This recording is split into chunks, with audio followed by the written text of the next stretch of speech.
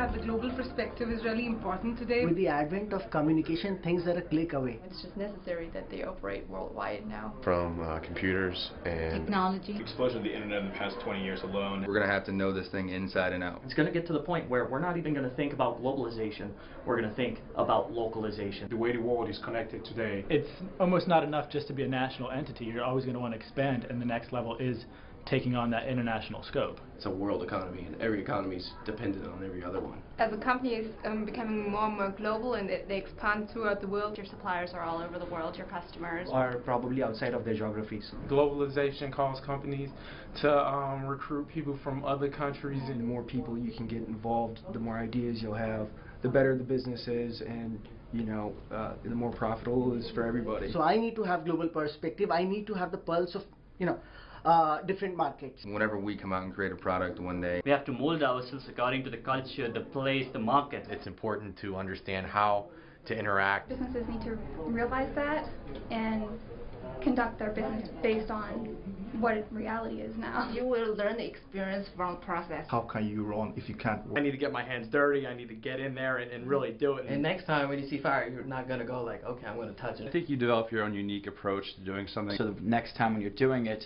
you way to adjust your plan. Like once I do something, I can easily recall what I actually did. And say, well, next time I should do it this way. The more you do it, the better you'll be at it. Like a presentation. Your first client. Teamwork, for example. Experience requires responsibility. You get out a lot more whenever you're putting something into it. If someone teaches me something, I'll be limited by that person's knowledge. You might come across different problems doing yourself that they didn't come across. You can actually try more variety. It might be more profitable. The business is making a big investment in you as a person. You want the person to come in and add value to your company. Plus, sometimes that employee brings experience from other jobs that will enable that company to maybe think of a situation or a problem in a way they hadn't thought of before. Due to the globalized nature of today's economy, one person that's at the top can ruin the image of an entire business worldwide. To be ethical as a company is to be a good steward of the resources with which you've been entrusted to manage. We're talking about integrity. Trust.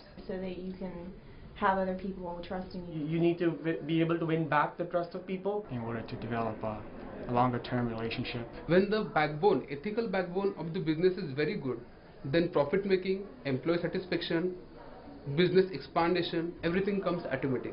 But when times are tough and you're not performing the way that you're supposed to be performing. If you let go of ethics, which are going to be so comfortable in a tough situation, so you won't be securing your further business, your future business. No one's going to be dealing with you again. When you have ethics, you try to build relationships. Whatever you do, you always have to think about people that you're working with, because they're the ones, they are your assets. People are looking for a new start, and they need new leaders, and people coming out of MBA programs will hopefully be able to display that.